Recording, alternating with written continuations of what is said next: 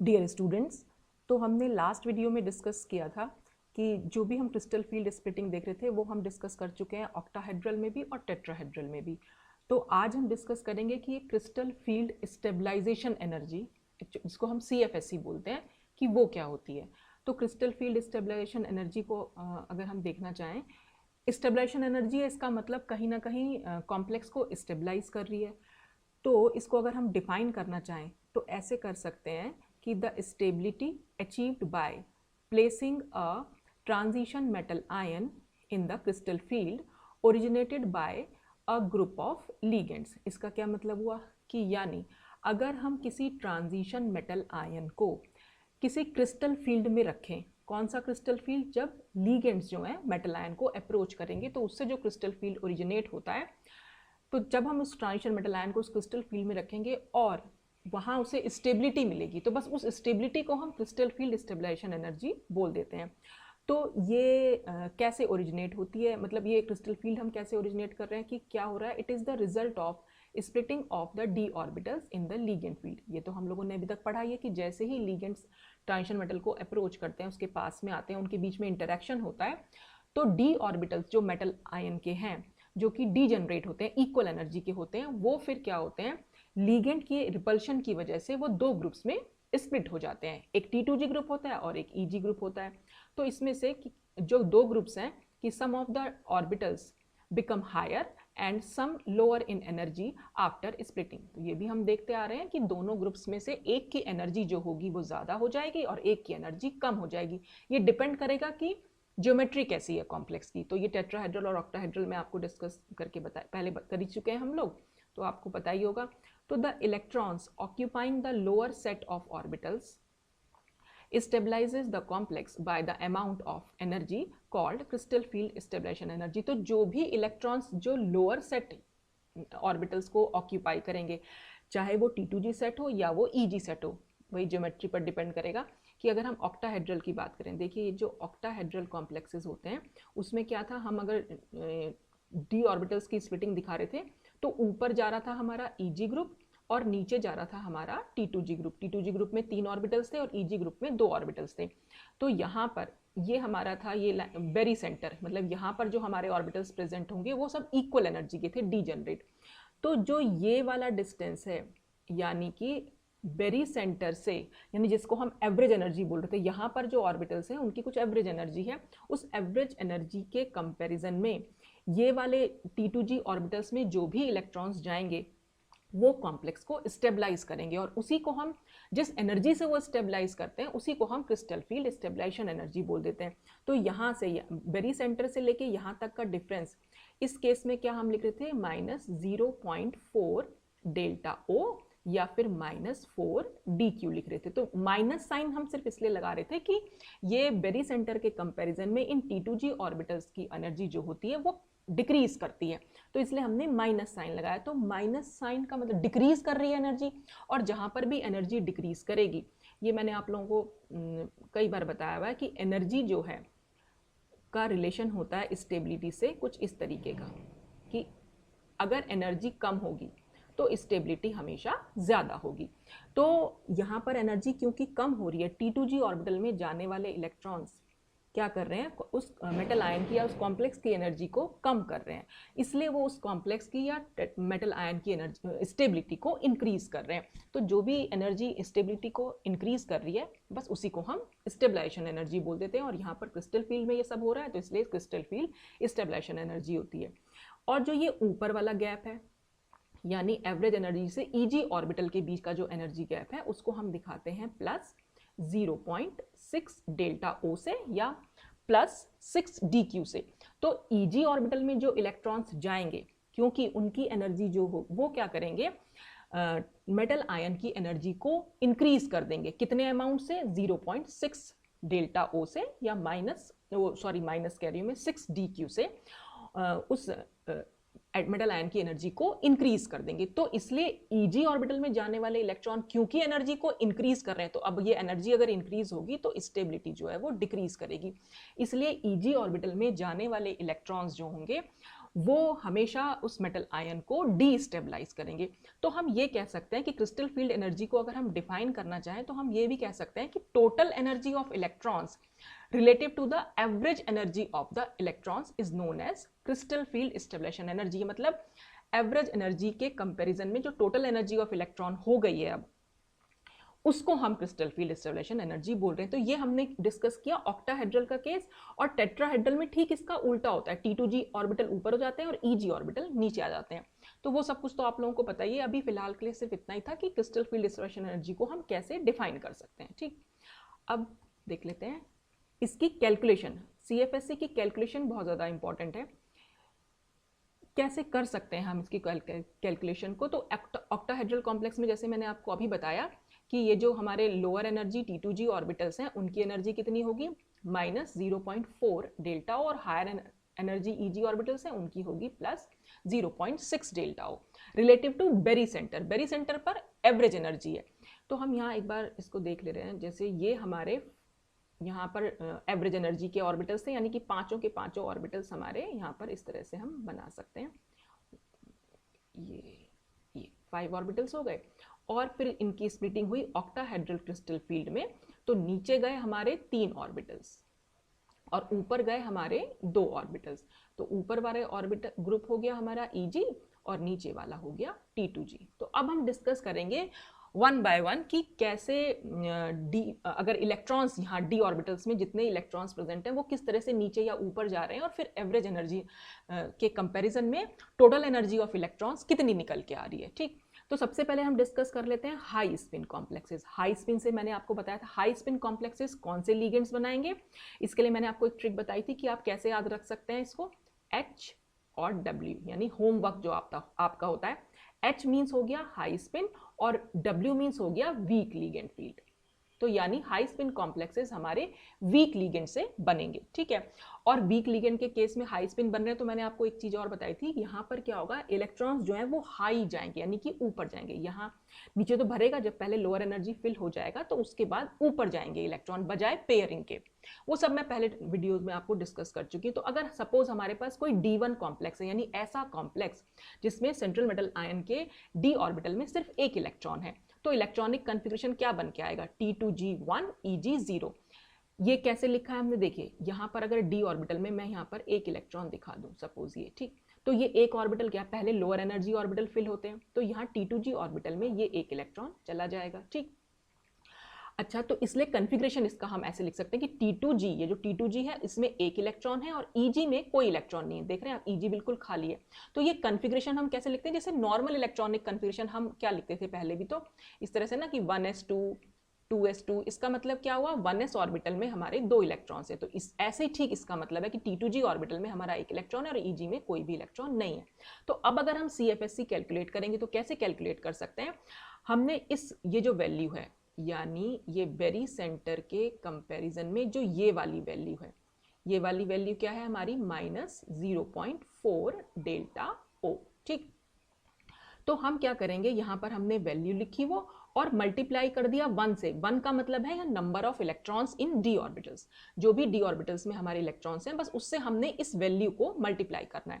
तो एक ही इलेक्ट्रॉन है क्योंकि हमारा, तो 0.4 माइनस से अगर हम मल्टीप्लाई करेंगे तो आंसर हमारा ये आ जाएगा। तो इसका मतलब D1 कॉम्प्लेक्स की जो एनर्जी हो जाएगी, क्रिस्टल फील्ड स्टेबलाइजेशन एनर्जी, ये हो जाएगी। ठीक है, अब आता है हमारा D2 कॉम्प्लेक्स। D2 कॉम्प्लेक्स में क्या होगा, D ऑर्बिटल में 2 इलेक्ट्रॉन्स होंगे, तो हमने यहाँ D ऑर्बिटल में 2 इलेक्ट्रॉन्स दिखा दिए।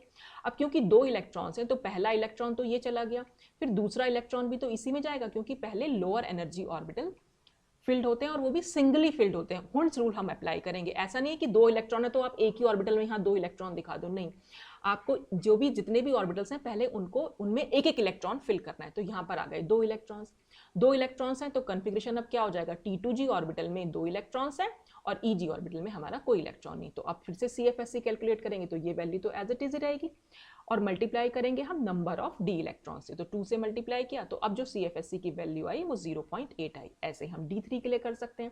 D3 में क्या हो जाएगा, ये जो तीसरा ऑर्बिटल है यहाँ पर भी एक इलेक्ट्रॉन चला जाएगा, तो अब 3 इलेक्ट्रॉन हो जाएंगे, इसलिए हम T2G3 दिखा रहे हैं और EG0 दिखा रहे हैं। तो अब फिर से कैलकुलेशन किया, यहाँ पर नंबर ऑफ इलेक्ट्रॉन्स लिखे तो -1.2 डेल्टा ओ। तो इस तरह से हम CFSC कैलकुलेट कर सकते हैं। अभी हम नेक्स्ट स्लाइड में और देख लेते हैं कि और क्या क्या इसमें किया जा सकता है।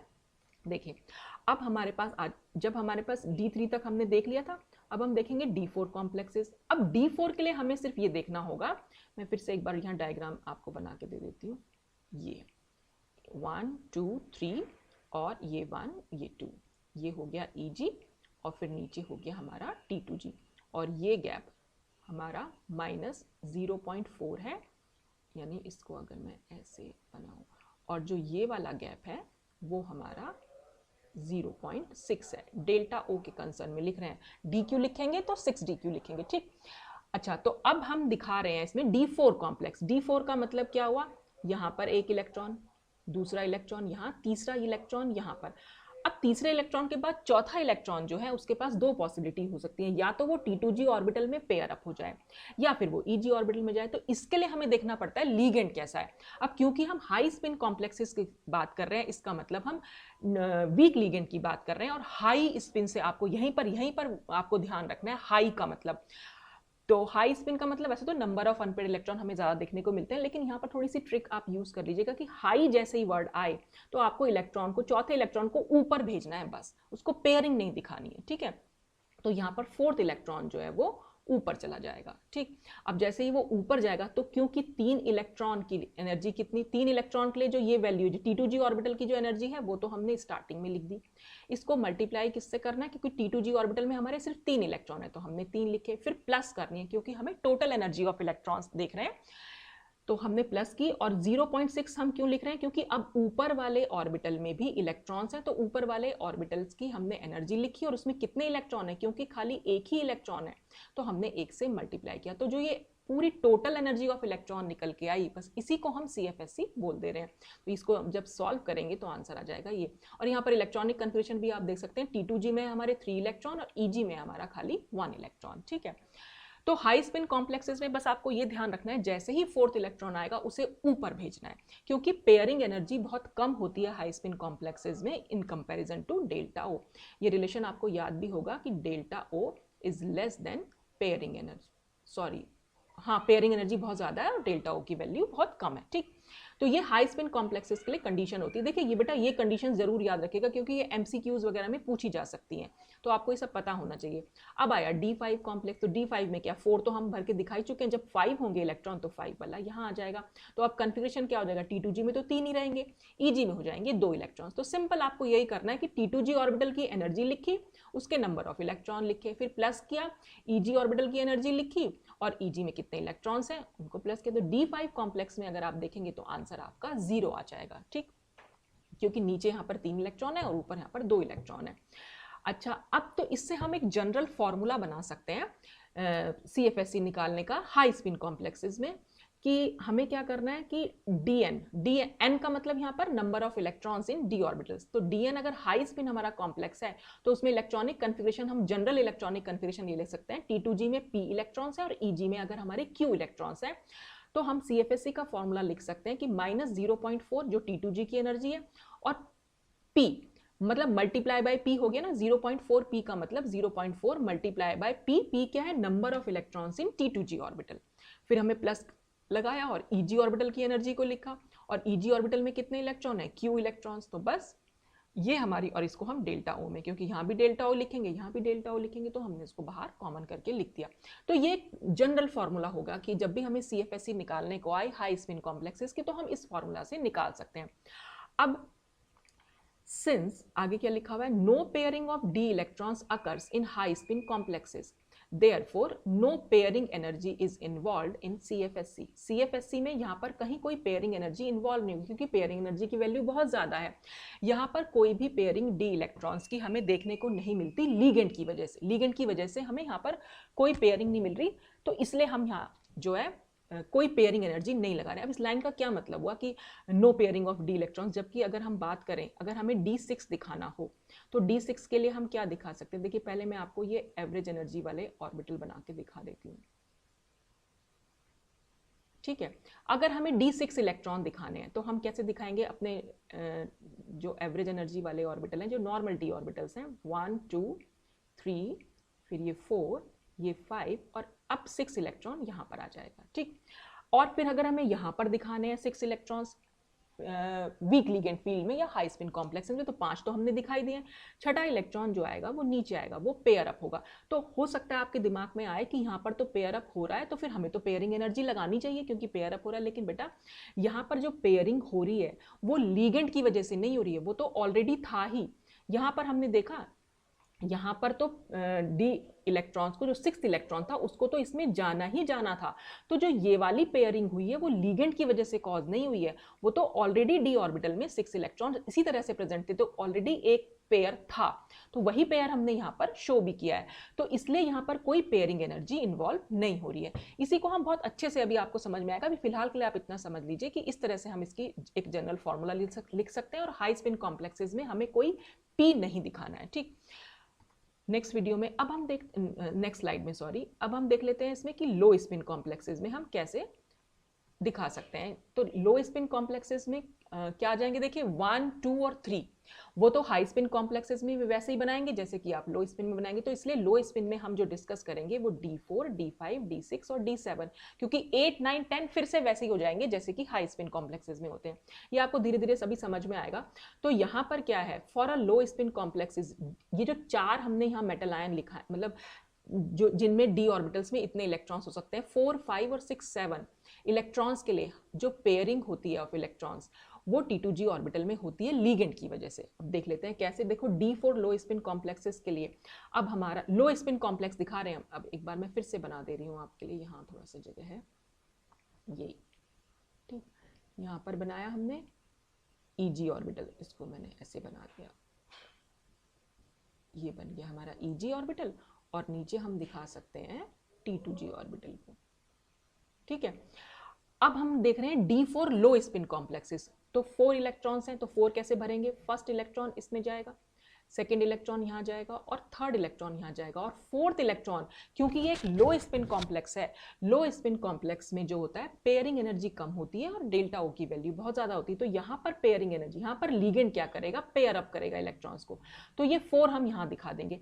अब हम यहाँ पर पेयरिंग एनर्जी को इन्वॉल्व करेंगे। कैसे कैलकुलेट कर सकते हैं, हमारे पास क्या फॉर्मूला था पहले, तो सबसे पहले तो ये आप ये समझ लीजिए कि इसका इलेक्ट्रॉनिक कन्फिगरेशन कैसे आया। T2G में 4 इलेक्ट्रॉन है जो कि हमें दिखाई दे रहे हैं यहाँ पर, ये T2G ग्रुप है हमारा। T2G में हमें 4 इलेक्ट्रॉन दिख रहे हैं और EG में 0, यानी ऊपर वाले में हमें कोई भी इलेक्ट्रॉन यहाँ दिखाई नहीं दे रहा, तो EG में हमारे 0 हो गए। CFSC के लिए अभी अभी हमने फॉर्मूला लिखा कि -0.4, तो T2G के लिए लिखी एनर्जी, और T2G में कितने इलेक्ट्रॉन है, 4, हमने लिख दिया, प्लस 0.6, और EG में कितने इलेक्ट्रॉन है, 0, तो हमने 0 लिख दिया, और ये डेल्टा ओ प्लस, आप देख रहे हैं यहाँ पर प्लस P लिखा हुआ है, जो कि हमने हाई स्पिन कॉम्प्लेक्स में नहीं लिखा था, जबकि वहां पर भी आपने देखा था कि ऐसी पेयरिंग हमने दिखाई हुई थी 6 नंबर इलेक्ट्रॉन के लिए, तो वहां पर तो नहीं लिखी और यहाँ लिखी। तो इसका क्या रीजन है, क्योंकि यहाँ पर जो ये पेयरिंग एनर्जी इन्वॉल्व हुई है वो लिगेंड की वजह से पेयरिंग हुई है इलेक्ट्रॉन्स की। देखिए अगर हम नॉर्मल यहाँ पर जो एवरेज एनर्जी वाले डी ऑर्बिटल्स हैं वो मैं आपके सामने बनाऊं और मैं दिखाऊं D4 हमारा कॉम्प्लेक्स, तो D4 मेटल आयन हम कैसे दिखा सकते हैं, D में 1 इलेक्ट्रॉन, ये 2 इलेक्ट्रॉन, ये 3 इलेक्ट्रॉन और ये 4 इलेक्ट्रॉन। तो देख रहे हैं यहाँ पर कहीं कोई पेयरिंग नहीं है, इस वाले पूरे पोर्शन में कहीं पेयरिंग नहीं है। तो इसका मतलब डी और मेटल आयन में पहले से कोई पेयरिंग नहीं थी, लेकिन जब लीगेंड उसके पास आया और उसने स्प्लिटिंग जब कॉज की, तो वो जो पेयरिंग हुई T2G ऑर्बिटल में वो लीगेंड की वजह से कॉज हुई। तो यहाँ पर जो हम P लिखेंगे वो लीगेंड की वजह से जो पेयरिंग कॉज होगी सिर्फ उसके लिए लिखेंगे। तो यहाँ पर आप देख सकते हैं आप इसको, ठीक है। इसी तरह से तो इसलिए हमने ये जो वैल्यू थी इस तरह से कैलकुलेट करके हम लिख सकते हैं। अब आते हैं D5 लो स्पिन कॉम्प्लेक्स, तो D5 में क्या हो जाएगा, D5 में ये एक इलेक्ट्रॉन, भाई 4 तो हमने दिखाई रखे हैं, यहाँ 5th इलेक्ट्रॉन यहाँ और आ जाएगा, और अगर हम एवरेज एनर्जी में दिखाना चाहें तो 5th इलेक्ट्रॉन हम इस तरह से दिखाएंगे। तो यहाँ पर भी देख रहे हैं आप कहीं कोई पेयरिंग नहीं है, लेकिन T2G ऑर्बिटल में क्योंकि आपको 2 पेयर्स दिखाई दे रहे हैं तो इसलिए हम पेयरिंग एनर्जी की वैल्यू 2p लिख देंगे। तो सबसे पहले कन्फिगरेशन देख लेते हैं। T2G में 5 इलेक्ट्रॉन जो कि हमें दिख रहे हैं और EG में हमें कोई इलेक्ट्रॉन नहीं दिख रहा है। CFSC कैलकुलेट करेंगे तो 0.4 हो गया, मल्टीप्लाई बाय T2G में कितने इलेक्ट्रॉन है 5, 0.6 हमने EG ऑर्बिटल के लिए लिखा और EG ऑर्बिटल में हमारा कोई इलेक्ट्रॉन नहीं है, प्लस 2p।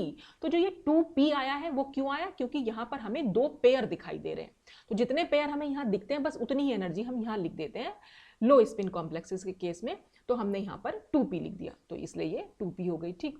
फिर इसी तरह से हम इसका भी एक जनरल फॉर्मूला बना सकते हैं कि Dn लो स्पिन कॉम्प्लेक्सेस में इलेक्ट्रॉनिक कन्फिग्रेशन हमारा क्या है, T2G में P इलेक्ट्रॉन और EG में Q इलेक्ट्रॉन।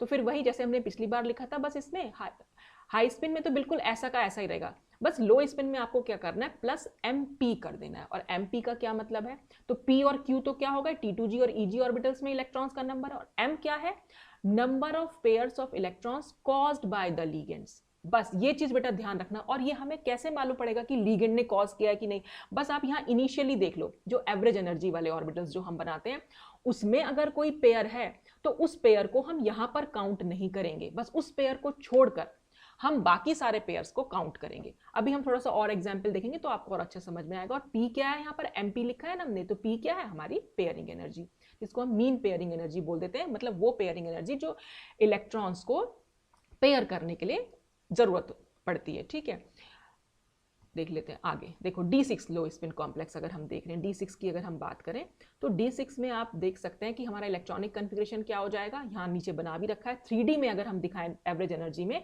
तो 6 इलेक्ट्रॉन्स हम कैसे भरेंगे, पहला इलेक्ट्रॉन यहाँ जाएगा, दूसरा यहाँ, तीसरा यहाँ, चौथा यहाँ, पांचवा यहाँ और फिर छठा यहाँ पर पेयरिंग होगी। ठीक, अब फिर इनकी स्प्लिटिंग में हम कैसे दिखा सकते हैं, क्योंकि हमें 6 इलेक्ट्रॉन्स फिल करने हैं और लो स्पिन कॉम्प्लेक्स है तो इसका मतलब हमें पेयरिंग दिखानी पड़ेगी। तो पहला इलेक्ट्रॉन इसमें डालेंगे, दूसरा इसमें, तीसरा इसमें, फिर चौथा इसमें आ जाएगा, पांचवा इसमें और फिर छठा इसमें। तो आप यहाँ देख सकते हैं कि यहाँ से अगर हम इसका कंपैरिजन करें तो यहाँ पर ऑलरेडी एक पेयर है और यहाँ पर हमने 3 पेयर दिखा रखे। तो जो ऑलरेडी एक पेयर है उसको हम काउंट नहीं करेंगे पेयरिंग एनर्जी में।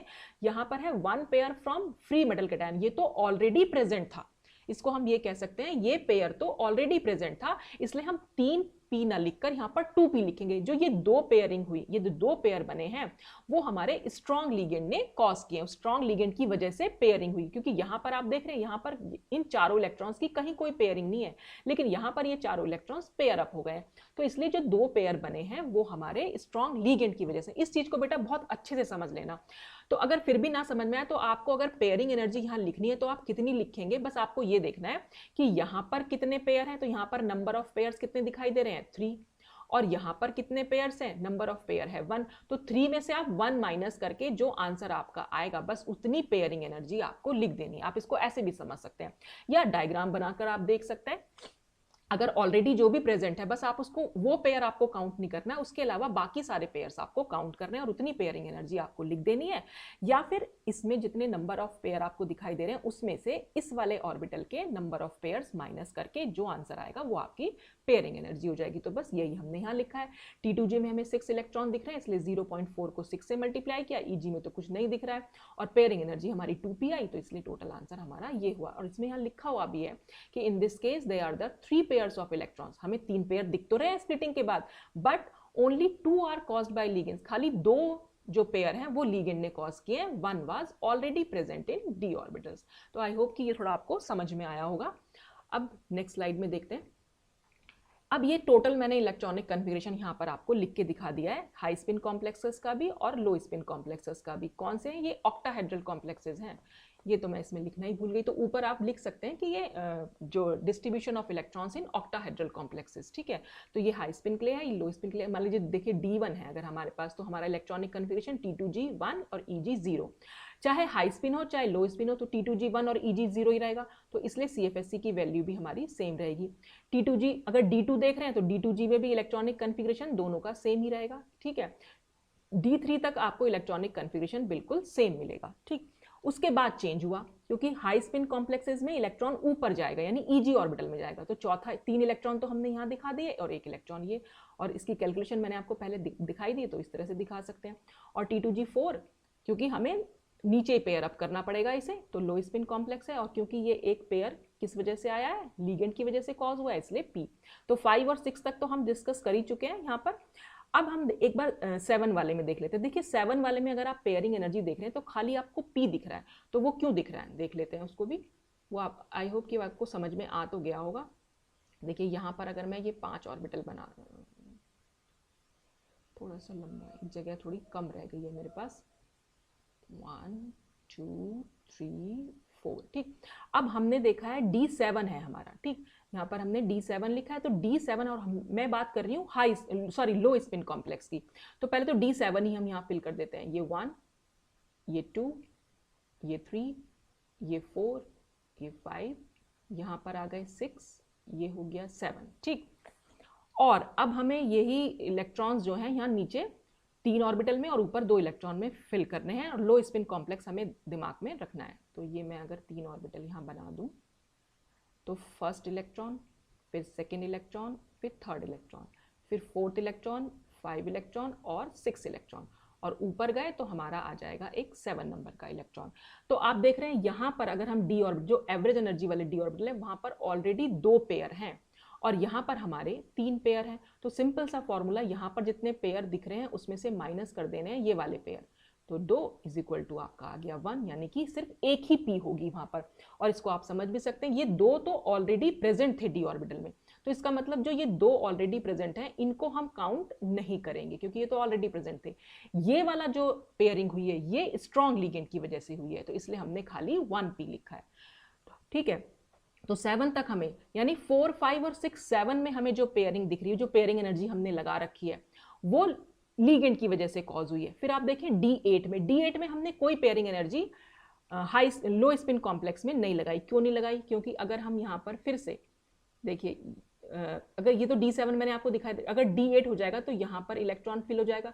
तो अब क्या हो जाएंगे, तीनों के तीनों पेयर जो हैं वो ऑलरेडी प्रेजेंट हैं, तो यहाँ पर हम नहीं, 8 इलेक्ट्रॉन को तो हम ऊपर ही दिखाएंगे, तो हमने 8 इलेक्ट्रॉन ऊपर दिखा दिया। तो जो ये तीनों के तीनों पेयर हैं, क्योंकि ये ऑलरेडी प्रेजेंट थे, तो इसलिए D8 इलेक्ट्रॉन में तो हमारी कोई पेयरिंग एनर्जी नहीं आई।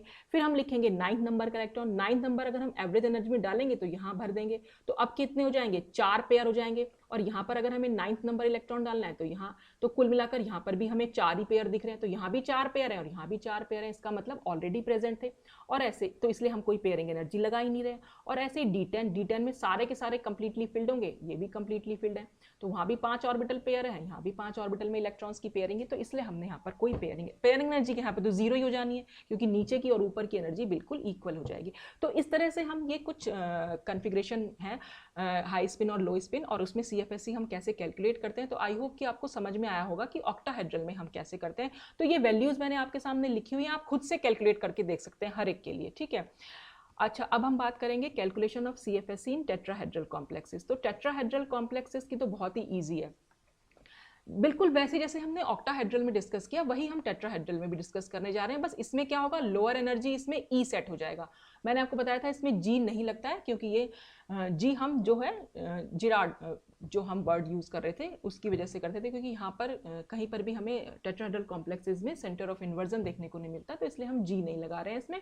और इसकी E सेट की एनर्जी कितनी हो जाएगी, -0.6, और T2 सेट की हो जाएगी 0.4। तो अगर हम DN, वही एक जनरल कन्फिग्रेशन ले लें टेट्राहेड्रल कॉम्प्लेक्सेस का, जैसे E में है हमारे P इलेक्ट्रॉन्स और T2 में हो Q इलेक्ट्रॉन्स, तो हम ये वाली वैल्यू से टेट्राहेड्रल कॉम्प्लेक्सेस में हम ये जो फॉर्मूला लगाकर जो CFSE को कैलकुलेट कर सकते हैं। और यहाँ पर भी हम पेयरिंग एनर्जी नहीं लगाएंगे। आपको याद होगा कि मैंने टेट्राहेड्रल कॉम्प्लेक्सेस में बताया था कि वहाँ पर सिर्फ हमें हाई स्पिन कॉम्प्लेक्सेस देखने को मिलते हैं, वहाँ लो स्पिन मिलते ही नहीं है। क्यों? क्योंकि delta T is lower than pairing energy, वहाँ पर पेयरिंग एनर्जी बहुत ज़्यादा है, तो इसलिए सिर्फ हाई स्पिन कॉम्प्लेक्सेस ही हमें देखने को मिलेंगे, इसलिए हमने इस फॉर्मूले में कहीं कोई P नहीं लगाया है। तो सिंस यही बात आगे लिखी हुई, tetrahedral complexes are high spin and no pairing of D electrons occurs, कोई पेयरिंग नहीं हो रही है D इलेक्ट्रॉन्स की, वो ऑलरेडी प्रेजेंट है।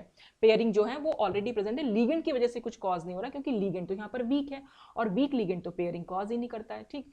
तो therefore no pairing energy is included in the above equation. और CFSE की वैल्यू जो टेट्राहेड्रल कॉम्प्लेक्सेस में D1 से लेकर D10 है, वो मैं आगे टेबल में आपको बता दे रही हूँ कि ये वाली जो हमने टेबल बनाई, ये बिल्कुल वैसे ही कैलकुलेट करना है जैसे हमने अभी तक मैंने आपको बताया है। बिल्कुल फॉर्मूला आपको वही लगाना है कि अगर हमारे पास D1 है तो D1 का मतलब हमारे पास एक इलेक्ट्रॉन है, और हम यहाँ पर देख लेंगे कि हमारे पास नीचे वाले ऑर्बिटल में, नीचे वाले ऑर्बिटल की जो एनर्जी है वो क्या है। तो देखिए यहाँ पर 2 सेट यहाँ टूटे, ठीक, ऊपर हमारा गया T2 सेट और नीचे आया हमारा E सेट, यानी यहाँ पर अब हमारे पास सिर्फ 2 ही ऑर्बिटल्स हैं और ऊपर हमारे चले गए हैं 3 ऑर्बिटल्स, ठीक। 1 इलेक्ट्रॉन है तो यहाँ चला जाएगा, ठीक। और ये डिफरेंस हम एवरेज एनर्जी से यहाँ पर कितना ले रहे हैं, यहाँ पर हमारा हो रहा है -0.6, ठीक। ऊपर कितना था, +0.4। तो टेट्राहेड्रल में क्योंकि स्प्लिटिंग उल्टी हो जाती है तो इसलिए ये वैल्यू भी उल्टी हो रखी है, ठीक है। तो हमने क्या करना है, सिर्फ 0.6 लिखा माइनस, मल्टीप्लाई किया कि ई में कितने इलेक्ट्रॉन्स हैं, तो ई में खाली 1 इलेक्ट्रॉन है, प्लस किया T2 ऑर्बिटल में हमें कोई इलेक्ट्रॉन नहीं दिख रहा है और T2 ऑर्बिटल की एनर्जी है 0.4 मल्टीप्लाई बाय 0, तो आंसर क्या आ जाएगा 0.6। तो बस इसी तरह जैसे अभी हमने ऑक्टाहेड्रल का केस डिस्कस किया, बिल्कुल वैसे ही हमें यहाँ पर टेट्राहेड्रल में भी एनर्जी निकाल सकते, क्रिस्टल फील्ड डिस्ट्रीब्यूशन एनर्जी मतलब CFSE आप निकाल सकते हैं। तो ये वैल्यूज आप खुद से निकाल के देखिएगा कि आपका आंसर इन आंसर से मैच कर रहा है कि नहीं। तो टेट्राहेड्रल में बहुत इजी है क्योंकि यहाँ पर तो कोई पेयरिंग एनर्जी इन्वॉल्व भी नहीं हो रही है। अच्छा, तो ये पूरा था CFSE कि हम कैसे कैलकुलेट कर सकते हैं ऑक्टाहेड्रल में और टेट्राहेड्रल में। अब नेक्स्ट स्लाइड में, मैं बार बार वीडियो बोलती हूँ इसको, नेक्स्ट स्लाइड में मैं आपको ये बताऊंगी कि जो ये वैल्यूज हैं, ये 0.6 और 0.4 ये कहाँ से आ रही हैं। ठीक है, हालांकि ये कहीं पूछने को नहीं आ रहा है। आपको अगर क्रिस्टल फील्ड डिस्ट्रीब्यूशन एनर्जी आती है एग्जाम में, तो आपने शुरू की स्लाइड में जो डेफिनेशन लिखी है वो लिखिए और 2-3 एग्जाम्पल दे दिए, चाहे टेट्राहेड्रल का चाहे ऑक्टाहेड्रल का, चाहे आपके पास टाइम है तो दोनों का दे सकते हैं, पर मतलब 2-3 D1 D2 या D4 D5 जो भी आपके पास इलेक्ट्रॉन्स आपको समझ में आ रहे हैं उनका बस आप कैलकुलेट करके वहां पर दिखा सकते हैं। और जो ये नेक्स्ट स्लाइड है, बस मैं यहाँ पर आपको सिर्फ इतना समझाना चाह रही हूँ कि ये वैल्यू हमारे पास कैसे आई है, ये जो 0.6। और देखिए, अगर मान लीजिए ये मैंने यहाँ हमने इलेक्ट्रॉन्स दिखा दिए, ये ऑर्बिटल्स दिखाए इस तरह से, ठीक है, 5 ऑर्बिटल्स हैं, बहुत अच्छे नहीं बन पाए हैं, मेरी ड्राइंग बहुत अच्छी नहीं है और थोड़ा सा इसमें मैं ज़्यादा अच्छे से लिख भी नहीं पाती हूँ। अच्छा, अगर सपोज मैं यहाँ पर कोई भी ग्रुप बना सकते हैं, यहाँ T2G भी हो सकता है, यहाँ EG भी हो सकता है, डिपेंड करता है कि आपका क्या है। तो मैं कोई ग्रुप बना ही नहीं रही हूँ, सपोज मैं इसको ऐसे लिख दे रही हूँ, ठीक है। हमने, चलिए बना भी देते तो कोई बुरा ही नहीं है, ठीक है, इसको मैं ऐसे दिखा सकते हैं। ये मैंने यहाँ पर अगर सपोज ये 3 ऑर्बिटल मैंने यहाँ दिखा दिए, ठीक है, और यहाँ मैंने दिखा दिए ये 2 ऑर्बिटल, यानी ये मैंने ऊपर EG ग्रुप बना दिया और नीचे T2G ग्रुप बना दिया, ठीक। अच्छा, यहाँ पर जो भी अगर हम D ऑर्बिटल में इलेक्ट्रॉन्स भरने लग जाएं, मैक्सिमम कितने इलेक्ट्रॉन्स आ सकते हैं, खाली 10 इलेक्ट्रॉन्स आ सकते हैं, ठीक है। और 10 इलेक्ट्रॉन्स की एनर्जी को मैं यहाँ E मान के चल रही हूँ, यानी 1 इलेक्ट्रॉन की एनर्जी E है तो 10 इलेक्ट्रॉन्स की एनर्जी 10E हो गई, ठीक। और T2G में हमारे पास मैक्सिमम कितने इलेक्ट्रॉन्स आ सकते हैं, 6 इलेक्ट्रॉन्स आ सकते हैं। EG में हमारे पास मैक्सिमम कितने इलेक्ट्रॉन आ सकते हैं, 4 इलेक्ट्रॉन्स, क्योंकि एक ऑर्बिटल में मैक्सिमम 2 इलेक्ट्रॉन्स हो सकते हैं, तो काउंट भी आप कर सकते हैं, 6 और 4 कुल मिलाकर 10 इलेक्ट्रॉन्स हमारे पास हैं। अब जो T2G ग्रुप है वो एनर्जी को, मान लीजिए मैं ये डिफरेंस दिखा रही हूँ, सपोज ये डिफरेंस हमारा y है और सपोज यहाँ से यहाँ तक का एनर्जी डिफरेंस हमारे पास x है, और जो EG और T2G के बीच में डिफरेंस है वो हमारा डेल्टा O है, ठीक। ये सब कुछ आपके पास लिखा हुआ है, तो हम इसको कैसे लिख सकते हैं, तो मैंने ये 10E लिखा है, 10E यानी एनर्जी कितनी इज इक्वल टू, ये एवरेज एनर्जी जो होगी वो इसकी और इसकी एनर्जी मिलाकर ही तो आएगी, ठीक। वही तो हम क्रिस्टल फील्ड डिस्ट्रीब्यूशन एनर्जी निकाल रहे थे, तो हमने क्या लिखा, इसकी एनर्जी को अगर मैं लिखना चाहूँ, ये एनर्जी यानी कि EG ग्रुप की एनर्जी, तो EG ग्रुप की एनर्जी के में कितनी हो जाएगी, ये वाली एनर्जी जो थी हमारी वो E थी, मतलब मैंने E माना है उसको, और E के कंपैरिजन में ये एनर्जी जो EG ग्रुप में जब हम गए तो X जो है इंक्रीज कर गई है, तो इसलिए मैंने इसको E प्लस एक्स लिख दिया है। और कितने इलेक्ट्रॉन्स की एनर्जी E प्लस एक्स, तो 4 इलेक्ट्रॉन्स, कितने मैक्सिमम इलेक्ट्रॉन्स आ सकते हैं, तो मैंने यहाँ पर 4 लिख दिया है, ठीक है। और नीचे वाली एनर्जी कितनी हो जाएगी, वो क्योंकि वो हमने y मानी है क्योंकि वो डिक्रीज कर रही है, तो इसको इसलिए वो E के कंपैरिजन में E से y कम हो जाएगी, तो इसलिए हम इसके लिए E माइनस वाई लिख दे रहे हैं। और कितने इलेक्ट्रॉन्स हैं यहाँ पर, 6 इलेक्ट्रॉन्स हैं, तो ये 10E इज इक्वल टू हो जाएगा 4E plus x plus 6E minus y. तो आपने सिर्फ इतना करना है कि ये इतना समझाया मैंने इसमें कि ये जो एनर्जी हमारी E थी, ये ऊपर वाली एनर्जी E से x ज़्यादा हो गई है, इसलिए हमने E प्लस एक्स लिखा, और नीचे वाली एनर्जी जो है, नीचे वाले ऑर्बिटल्स की एनर्जी E से y कम हो गई है, तो E माइनस वाई लिखा, और कितने इलेक्ट्रॉन्स थे वो मैंने यहाँ पर लिख दिया। अब इसी बस सिर्फ ये इक्वेशन आपको ध्यान रखनी है और इस इक्वेशन से आप सॉल्व कर सकते हैं। तो इसको अगर मैं खोल के लिखना चाहूँ तो मैं 4E 4x 6E minus 6y लिख सकती हूँ इसको, फिर 4e और 6e मिलाकर 10e हो जाएंगे, बाकी क्या बचेगा 4x माइनस 6y। 10e को अगर मैं इधर ले गई तो 10e माइनस 10e तो 0 हो जाएगा, 0 हो जाएगा तो 4x इज इक्वल टू मैं 6y लिख सकती हूँ या 2x is equal to 3y लिख सकते हैं। ठीक है, ये कैंसिल हो जाएगा 2 से, तो यहाँ से मैं x की वैल्यू निकाल सकती हूँ, चाहे आप y की वैल्यू निकाल लीजिए, कुछ भी कर लीजिए। ठीक, अच्छा फिर है x plus Y is equal to delta O. क्यों? क्योंकि यहाँ से यहाँ तक जो डिफरेंस है वो हमारा डेल्टा ओ आ रहा है, तो यहाँ से यहाँ तक x है, नीचे से तक y है, तो x प्लस वाई क्या हो जाएगा डेल्टा ओ। तो इस फॉर्मूला में मैंने सिर्फ x की वैल्यू पुट करनी है, तो 3 क्योंकि हमें y की वैल्यू चाहिए तो 3/2y लिख सकती हूँ मैं x की जगह, तो x की जगह मैंने लिख दिया 3/2y प्लस y तो ऑलरेडी है, ये लिखा। फिर इसको सॉल्व किया तो 5/2y आया। इसको सॉल्व कैसे कर सकते हैं, यानी कि मैं 3/2 में प्लस 1 अगर मैं कर दूं तो आंसर क्या हो जाएगा 5/2, तो बस वही मैंने यहाँ लिखा हुआ है। तो 5/2y is equal to delta O है, तो y की वैल्यू क्या हो जाएगी 2/5 डेल्टा ओ। और इस 2/5 को अगर मैं सॉल्व करूं पूरा, इससे इसको काटेंगे तो हम 0.4 ही तो लाएंगे, तो 0.4 डेल्टा ओ हम इसको लिख सकते हैं। तो इसलिए कुछ बुक्स में आपको 2/5 वैल्यू भी देखने को मिलेगी, तो ये हमारी y की वैल्यू निकली 0.4 डेल्टा हो। तो ये जो y हमने लिखा है इसका मतलब ये वैल्यू हो गई 0.4, और क्योंकि ये e के कंपैरिजन में डिक्रीज हुई है इसलिए हम इसके आगे माइनस साइन लगा देते हैं। ठीक, फिर क्या लिख सकते हैं, अब ये जो y की वैल्यू तो हमें मिल गई, तो इस y की वैल्यू को मैं फिर से इस वाली इक्वेशन में अगर मैं रख दूं तो हम x की वैल्यू भी निकाल सकते हैं, तो x प्लस 2/5 डेल्टा ओ लिख दीजिए या 0.4 डेल्टा ओ लिख दीजिए, एक ही बात। फिर x की वैल्यू यहाँ से कैलकुलेट की तो x की वैल्यू हमारे पास 0.6 डेल्टा ओ आई, तो ये ऊपर की वैल्यू क्योंकि हमारी पॉजिटिव ही है तो इसलिए हम इसको 0.6 डेल्टा ओ लिख सकते हैं। तो ये इस तरह से हम इस वैल्यू को निकाल सकते हैं कि ये 0.6 और 0.4 कहाँ से आया, तो वो इस तरीके से आया है। तो कुछ बुक्स में आपको 2/5 या 3/5 भी देखने को मिलेगा, तो उसका मतलब वही है। और अगर डी क्यू के कंसर्न में लिखनी है तो आप डेल्टा ओ की जगह बस 10 डी क्यू कर दीजिए, और फिर इस फॉर्मूले को सॉल्व करेंगे तो y की वैल्यू आपको 4 डी क्यू मिलेगी और x की वैल्यू आपको 6 डी क्यू मिलेगी। तो इस तरह से हम जो है ये वैल्यूज ला सकते हैं। हालांकि ये वैल्यूज कहीं निकालने को नहीं आ रही हैं, पर मैंने आपको सिर्फ समझा दिया है कि आखिर ये वैल्यूज आई कहाँ से, क्योंकि कई बार बच्चों के दिमाग में होता है कि कहाँ से आ गई हैं ये वैल्यूज, तो बस वो समझाया है। बाकी आपके पास क्रिस्टल फील्ड स्टेबलेशन एनर्जी निकालने को आती है तो आप ये सब कुछ जो मैंने आपको पहले समझाया है बस यही सब आप वहाँ पर लिख भी सकते हैं। तो आज के लिए बस इतना ही। Thanks for watching.